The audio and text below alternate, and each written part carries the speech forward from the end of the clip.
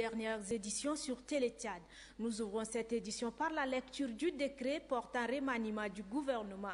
C'est avec le ministre secrétaire général du gouvernement chargé des relations avec les grandes institutions de la République, Samir Adoum Anour. Décret numéro 160, PR/PM/2013 portant remaniement du gouvernement. Le président de la République, chef de l'État, président du Conseil des ministres, vu la Constitution, vu le décret numéro 066/PR/2013 du 21 janvier 2013 portant nomination d'un Premier ministre chef du gouvernement, vu le décret numéro 077/PR/PM/2013 du 25 janvier 2013 portant nomination des membres du gouvernement, sur proposition du Premier ministre chef du gouvernement, décrète, article 1er, le gouvernement de la République est remanié comme suit. Ministre conseiller à la présidence de la République, Beyom Malo Adrien.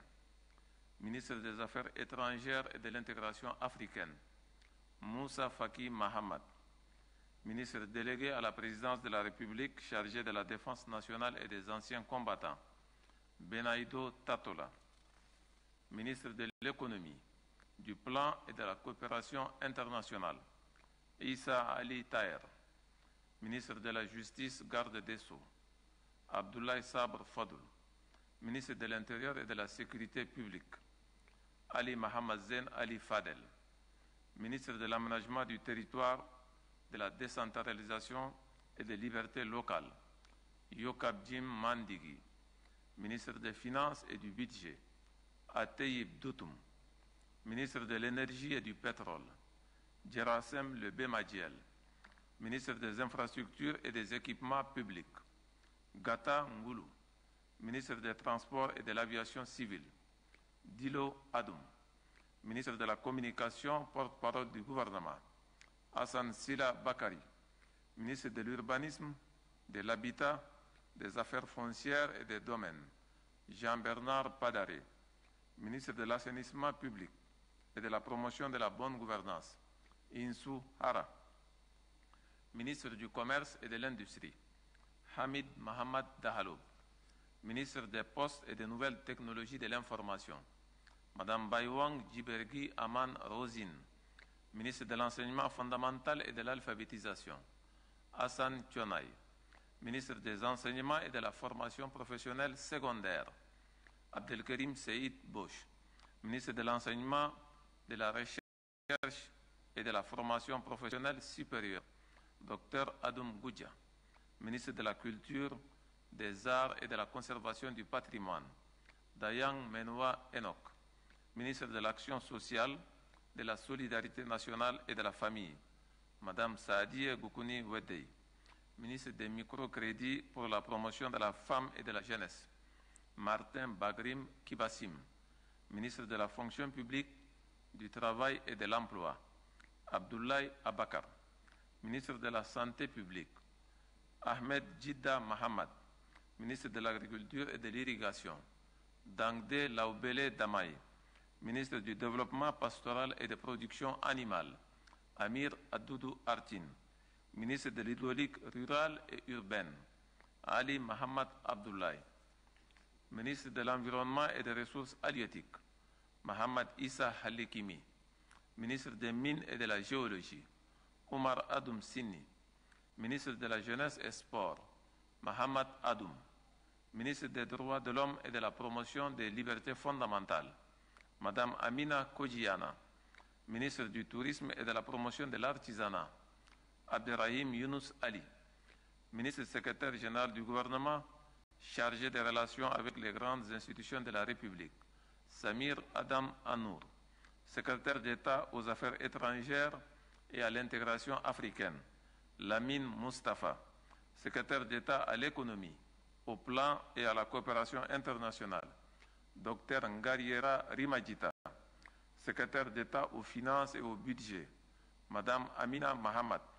Secrétaire d'État à l'agriculture et à l'irrigation, Madame Ruth TDB, secrétaire d'État à l'aménagement du territoire, à la décentralisation et aux libertés locales, Ignabay Claude Ignera. Secrétaire d'État à l'intérieur et à la sécurité publique, Mahamad Adji Ngoua. Secrétaire d'État à l'action sociale, à la solidarité nationale et à la famille, Ngomdige Baïdi Lomey. Secrétaire d'État à la santé publique, Madame Shamsal Houda Abakar Kadade. Secrétaire général adjoint du gouvernement, Adoum Fortey Amadou. Article 2. Le présent décret qui abroge toutes les dispositions antérieures contraires prend effet pour compter de la date de sa signature, sera enregistré ou publié au journal officiel de la République. N'Djamena, le 7 février 2013, Idriss Déby Itno. Aussi, le président de la République, Idriss Déby Itno, a reçu ce mardi en audience le secrétaire général de l'Union internationale des télécommunications, Dr Hamadou Touré, au centre des entretiens, le développement des technologies de l'information et de la communication. Mahamat Gartomia Béambay. En mission au Tchad depuis quelques jours, le secrétaire général de l'Union internationale des télécommunications, dont le siège est à Genève en Suisse, a été reçu ce mardi par le président de la République, Idriss Déby Itno, pendant une bonne vingtaine de minutes. Les entretiens ont porté essentiellement sur le développement et les défis à relever par l'Union internationale des télécoms dans le domaine des nouvelles technologies de l'information et de la communication TIC. C'est un homme d'expérience et connaisseur du domaine des TIC que Dr Hamadoun Touré, c'est son nom, a évoqué avec le chef de l'État Idriss Déby Itno les démarches que ne cesse de mener son institution en matière de renforcement des technologies de l'information en vue d'atteindre les objectifs du millénaire pour le développement. Nous avons revu ensemble les défis qui se posent au Tchad aujourd'hui dans le domaine des technologies de l'information et de la communication. Il était très important pour moi de présenter à Monsieur le Président de la République les progrès qui se passent aujourd'hui dans l'environnement international et d'avoir la vision que le Président a pour le développement des TIC. Je dois dire que je suis très satisfait d'abord pour le soutien et l'engagement personnel du Président de la République pour que le Tchad soit un pays basé sur une économie numérique à très court terme.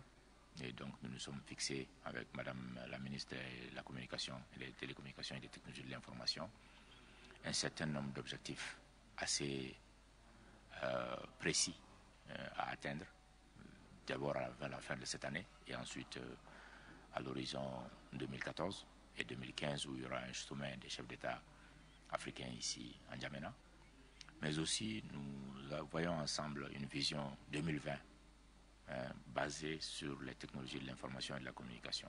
Très rassuré du soutien du chef de l'État Idriss Déby Itno, le secrétaire général de l'UIT a par ailleurs souligné que son institution se dit disposée à aider le Tchad dans le domaine des nouvelles technologies de l'information, notamment dans le domaine de la formation des professionnels. Et puis, décoration ce matin à la primature, le chef du gouvernement, Joseph Djimrangar Dadnadji, a élevé au nom du chef de l'État le secrétaire général de l'Union internationale des télécommunications au grade de chevalier de l'Ordre national du Tchad. Ramat Daye Hassan. Au nom du président de la République, au nom de la République du Tchad et des pouvoirs qui nous sont conférés, je vous fais chevalier de l'Ordre national du Tchad. C'est par cette formule consacrée à la décoration que le Premier ministre Joseph Djimrangar Dadnadji a, au nom du président de la République Idriss Déby Itno, élevé le secrétaire général de l'UIT, Union internationale des télécommunications, Dr Hamadoun Touré, au grade du chevalier de l'Ordre national du Tchad. Après cette distinction honorifique, Dr Hamadoun Touré a eu un échange avec le chef du gouvernement. Au cours de cet état-tête, le Premier ministre Joseph Djimrangar Dadnadji et son hôte ont également passé en revue les axes majeurs de coopération entre le Tchad et l'Union internationale des télécommunications UIT. relevé. Le récipiendaire s'est dit honoré par cette distinction en tant que secrétaire général de l'UET et malien, avant de rappeler la reconnaissance du président par intérim du Mali, Dioukunda Traoré, exprimé au chef de l'État Idriss Déby Itno en marge du sommet extraordinaire de la CENSAD tenu le week-end dernier en N'Djamena. Dr Amadou Touré a relevé que l'UIT entend mettre à la disposition du Tchad les technologies de l'information et de la communication dans les secteurs de développement.